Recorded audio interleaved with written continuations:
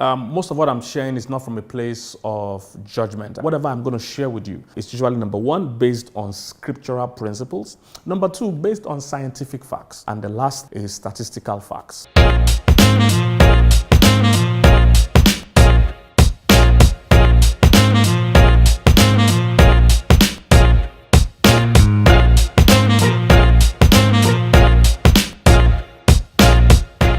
Number 6 of what nobody tells you about sex. Number 6. This one says, you are not the only one. I know that's not what you like to hear, and that's not what you usually hear. You know, most people think you are the only one. No, but you are not the only one. Statistically, you found out that most people that involve or indulge in sexual immorality usually indulge in it with more than one person. In fact, that's part of why it's dangerous and totally unhealthy. It involves more than one person. All right. Statistically speaking, anybody having sex outside of marriage is usually having it with at least 3 people. At least 3 people. All right. Averagely, some way more, definitely. Some less, but averagely 3 people. So picture this: that everybody that's having sex with 3 people. Those 3 people are also having sex with another 3 people. The other 3 people having sex with another 3 people. And remember, there's joining going on. So, like I said one time when I was speaking, I said some people are literally having sex with their neighbors that they don't talk to. Some people are having sex with their colleagues they don't talk to, because that one is sleeping with someone that's sleeping with someone that's sleeping with someone. It's a lifestyle. So most people are not having sex with one person. You are not the only one. You are never the only one. There's usually more. It's a lifestyle, it's a habit. And we've seen it both from male side and from the female side, because once you start, it becomes a lifestyle, becomes a habit that becomes difficult to manage. One of my friends that is an Uber driver, he shared his experience, how he picked up a girl one day, and in the car, the girl was talking to about 3 different guys and giving them 3 different time slots, and she was playing 3 different roles in the same car. In fact, he was even confused where he was, because the girl was, the acting was incredible. At some point, she would change the tone of her voice. At some point, she would just be waking up from sleep inside the same car. And these are 3 different men that were waiting for her, and she was controlling everything. And they are all thinking they are the only ones. So in other words, these fluids are being shared amongst many people.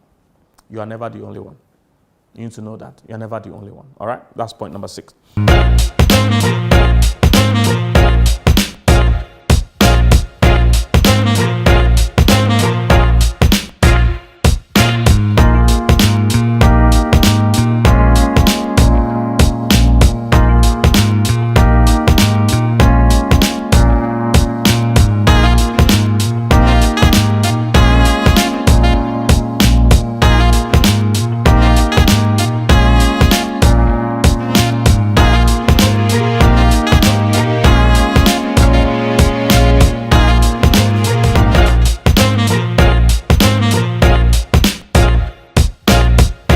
Point number 7.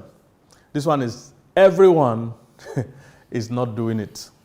Many young people have been told that, oh, is this sex? No big deal. Everyone is doing it. No, I'm here to tell you the total opposite of it. It's not everyone that is doing it. Everyone is not doing it. As funny as it may sound, there are still many people that are keeping themselves. Many people that are virgins. Many people that are doing it God's way. So many. Don't be under the pressure or delusion to believe that, everybody's involved in it. No. There are many single people that are keeping themselves to the marriage. Many. There are many married people that have never cheated on their spouses. Don't believe that is normal. Don't let anybody tell you it's normal. All right? It's normal to be tempted. It's not normal to cheat. It's not normal to sin. It's not normal to do it. It's normal to be tempted, but you don't have to do it. There are many people that are keeping themselves all over the world. As a marriage counselor, in fact, I believe I have wedded more virgins than non-virgins. In my years of counseling and in my years of wedding people, I've wedded more virgins than non-virgins. As at last year, December, in 1 week, I counseled 2 different couples that the 2 couples were virgins, the 4 of them. I didn't counsel them together, 2 different classes, but it was in the same week, where the husband and wife, as in the both couples, the men and women there, were virgins. As in not both, husband, wife, 4 of them virgins. And they were above 30, so they are not kids. They've had enough chance to cheat, but they kept themselves. Now somebody saying, oh, Pastor, how do you know? Because sometimes I had to still continue counseling even after the wedding night. That's how I know. I had to still be telling them where to, okay, I shouldn't bore you with that. All right, so the point is that I counsel people like that. So it's doable. Many people are virgins, all right? So don't let anybody pressure you that, oh, you're the last American virgin. You're the last virgin. You're not. You're not. There are many people, all right? And it's possible to keep yourself. It's possible. There are people keeping themselves everywhere, and you can be amongst them. And even if you have done it in the past, you can start now to be celibate. You can start. And it's for your own good. It helps you enjoy sex better when you eventually start having it in marriage. You are more whole, you are more healed, you are more complete, as opposed to be scattered everywhere like most other people are. When they are sleeping with their partners, they are imagining on that person because they have something to imagine. Your brain, I'll get to that point. Let me not go ahead of myself. But the point is this. It's doable, all right? It's doable.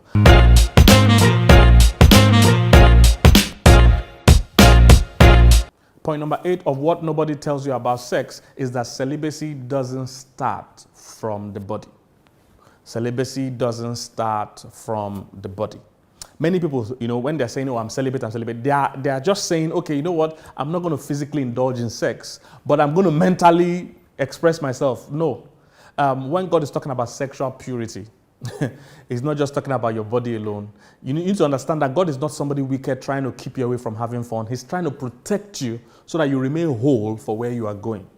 You need to understand He's trying to protect you because, sex impacts you so much that you might never be whole again. You might always have to be dealing with the different things pulling you. How you always having to be dealing with the different soul ties you are facing. Having soul ties is real. There are even some people you have sexual relations with that their spirit is still, with you even years after, and you now need prayer to break away from it because the impact, their attitudes, people have shared that they picked up attitudes from people they slept with. So it's such a spiritual reality. So celibacy is not about God being wicked and saying, I want to punish you. No. It's about protecting you. It's for your good, not for His own good. It's for your good, not for His own good. In fact, there are many people that think, oh, I'm a virgin, that means I deserve a good husband. That's not true. You are a virgin to protect yourself, not for God. It's for you. It's for your own sanity, for your own wholeness. It's for you. And by doing that, you still need to learn about what it means or how to pick a good husband or wife. You still need to learn that. You can't say, oh, it's automatic. I'm a virgin, then God should give me a badge and God should reward me. No, it's for you. You're just going to come out better than a lot of people in the health of your emotions. But it's not that because of that you deserve to be rich or you deserve to know. You didn't do it for people, you did it for yourself. Okay, you didn't do it for God, you did it for you. It's for your own sanity. The advice in Scripture is not to benefit God, it's to benefit you, so that you be whole and well. So celibacy is not just about your body, it also includes your mind. Let's read Matthew chapter 5. Matthew 5, it says, but I say unto you, that whosoever looketh on a woman to lust after her, had committed adultery with her already in his heart.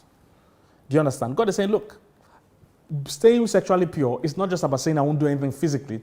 He's saying you also have to protect your mind. You have to protect your mind. You have to keep your mind clean because your mind is your most powerful sexual organ. Many people don't know. They think your sexual organ is physical. No, your mind is the most powerful sexual organ. If you don't keep your mind clean, eventually your body won't be clean. So you have to protect your mind too. You have to keep your mind clean. The Bible said, how can a young man keep his ways clean? He said, by always putting the word of God in his mind. So you have to, put positive things in your mind, build up your spiritual life to the point that you can control your sexual urges. That's how it works. So you can't say, I'm free to explore. And this doesn't mean you will never be tempted. This doesn't mean you will never sleep. This is not what it's about. But it's about knowing that, look, as you are guarding your body, you need to guard your mind. Because the Bible says, guard your heart with all diligence. Say, out of it are the issues of life. In other words, your matters of life are controlled by what's going on inside you. You can't say you want to keep your body clean and you are still heavily intoxicated or heavily filled with negative thoughts, sexual content. You are never going to be able to overcome that lifestyle. Because I've seen many people that have lived, in sexual immorality before, finding it hard to come out of it. It's very simple. Start with your mind. They are trying to lock their bodies, but their minds are still exploring. No, cut off contacts with people you need to cut off contact with. Censor the things you watch. Censor the pages you follow. Censor the movies you watch. You can't keep watching things that have heavy sexual content and you want to live a sexually pure life. It can't happen. One young girl wrote me a letter or something many years ago. She said, Pastor, I'm dealing with masturbation. Young girl. And I said, okay. I said, how did this start? She said, I was reading sexual novels, those novels that are highly romantic and highly sexual. And I asked her, have you stopped reading those novels? She said, no. I said, so the habit can't stop because you are still feeding it. You are still feeding it. So you have to censor what you watch. You have to censor what you feed your mind with. That's how to also take care of your body. So celibacy is not from the body. It starts from the mind. Keep your mind clean. And you can do it. It will be unfair for God to ask us to do something we can't do. He will be a very unjust God. If he says we can do it, then we can. We just need to believe we can and start working towards it. All right? So celibacy doesn't start from the body. It starts from your mind. Your mind is the most powerful sexual organ you have. Your mind usually can recognize real or fake. The more it meditates on something, that's what I'm just trying to say. That if you think about it, you've done it already. Because the more you meditate on it, it becomes like real, and very soon it will play out in reality. Okay? Very important.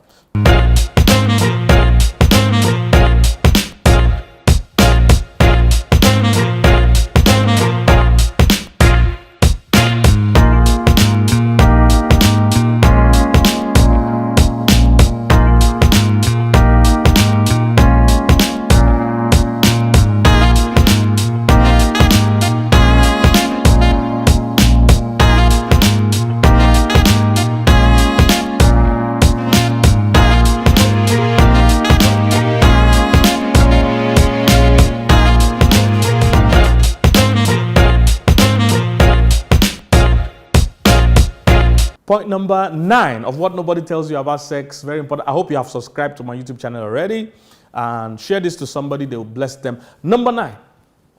What nobody tells you about sex is that sex is not love. Many young people tell themselves that sex is love.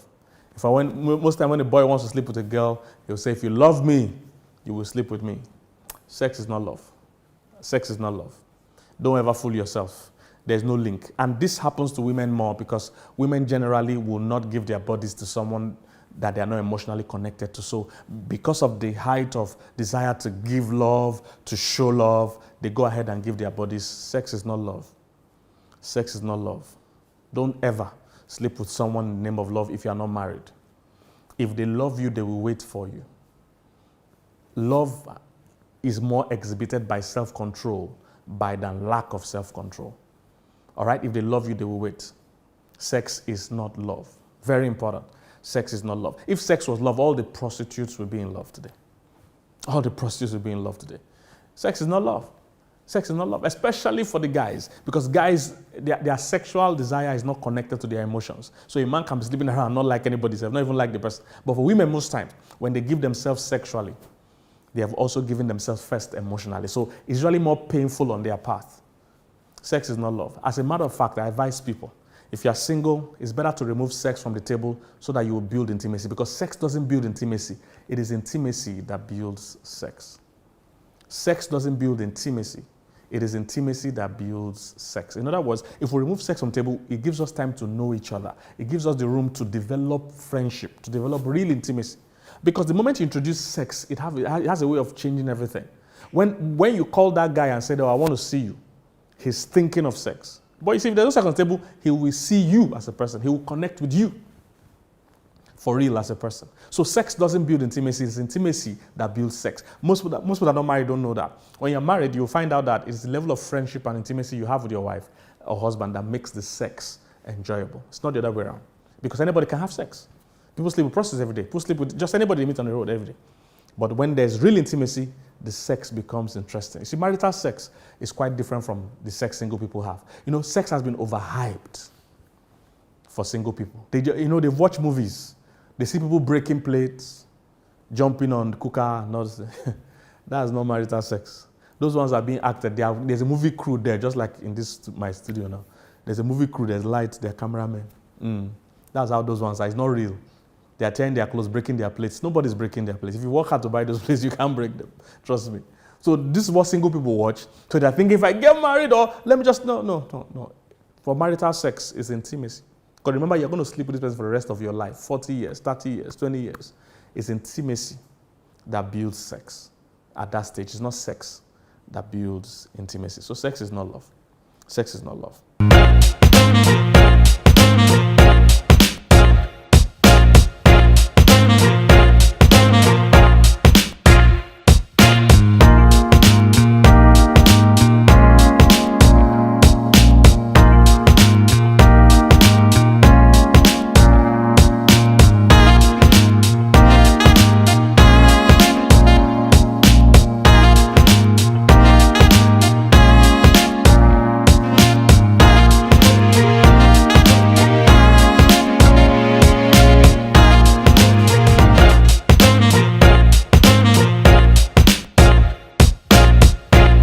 So finally, we're at point number 10. Point number 10 of what nobody tells you about sex is that sex is not good. It is great. Sex is not actually good. It is great.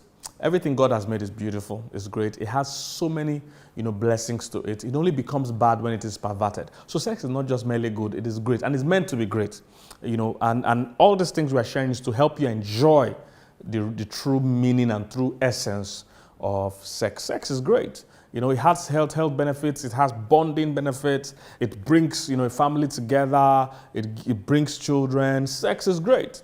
It's not just good, it's great. But however, if it is abused, it can become a challenge. And I know for many young people, sex is totally overhyped. They've made you feel life is all about sex. They think that's what all married people do. No, marriage is beyond sex, way beyond sex. In fact, when you get married and really get it going, you find out that you don't have sex that often. It's not about sex. There's more to your family, more to your relationship than sex. So learning about, how to if you are dealing with things like soul ties and all that, learn about how to break it, learn about how to grow out of that sexual cycle, that sexual habit, we'll do that in our next video that you'll see soon. But the point is that, the principle is simple. You're struggling with dealing with sexuality. If you're a Christian, it's very simple. The Bible says, if you walk in the Spirit, you will not fulfill the lust of the flesh. I think that's Galatians 5:16. That if you walk in the Spirit, you will not fulfill the lust of the flesh. In other words, they're saying, look, you don't stop sinning to grow spiritually. You grow spiritually to stop sinning. Okay? Do you understand that? God always says, come as you are. He doesn't expect you to come perfectly. Now, I know church people might be judgmental and they might be unforgiving, but you need to face Jesus Christ. He says, come as you are. He doesn't want you to change before you come. He wants you to come so that you will change. Okay? He doesn't want you to change before you come. He wants you to come so that you will change. So even if you are somebody involved in prostitution, you are involved in promiscuity at a high level, you are involved in anything that you are ashamed of sexually, God can heal you. God can heal you. I spoke to some young people. I was telling them how, all the lifestyle of sex can impact you so much. But let me use the ladies, for example. If you're a lady that is sleeping around with married men or sleeping around with rich men that are giving you money, it can become a challenge when you want to marry. It can become a big challenge when you want to marry. How do I mean? You're sleeping with men that are millionaires, old men that they can give you 300,000 naira, 200,000 naira. They can, fly you abroad. When you get used to that lifestyle, that spending style, it will be difficult for you to marry your mate that is earning 70,000 naira, his whole monthly salary. And that your mate he also wants to prove seniority, he wants to prove authority, and it's earning 70K. You see, it'll be difficult for you to manage because you're used to 300,000 as transport alone. You're used to a certain lifestyle, a certain level of comfort from following somebody's husband. The impact is so bad because you won't be able to find your mates attractive. You can't even talk to them. You can't even understand what they're talking about because you have built yourself to live a certain way. And even when you find out those people still even marry, apart from finances, the attitude is also there. You are used to a certain level of sexuality that involves, different people. It's like eating in buffet and wanting to eat a la carte. It's difficult to adjust to eat one meal till you die. When you're used to buffet, your appetites are different. You're sleeping with 5 different men. You now want one man to satisfy you the way 5 men satisfy you. All those challenges come out, and you find out some of those girls can't adapt to the new lifestyle. They can't stay married, or they might not even find it difficult to get married. And even the ones that might get married find it difficult to be satisfied in their marriage, and they still have to go outside and still do stuff, or the level of comfort that they've gained. So in other words, sex is actually not just good, it's great, but the abuse of it, can have long-lasting impacts in your life and even in that of your children that are born or unborn. So the point is that come to God. God is not waiting for you to change before you come. He says, come so that you can change. He's not waiting for you to stop sinning to grow spiritually. He's saying, come and grow spiritually so that you can stop sinning. So these are 10 things nobody tells you about sex. If you enjoyed this video, please share it, recommend it to somebody who want to get this word out there. Send it to all the young people you know. Make sure you subscribe to my YouTube channel. We'll do the sequel to this video where we'll deal with how to break soul ties, how to overcome sexual addiction, how to overcome sexual temptation. You don't want to miss it. I hope you enjoyed yourself. My name is Pastor Kingsley, and I look forward to seeing you again. All right? Thank you.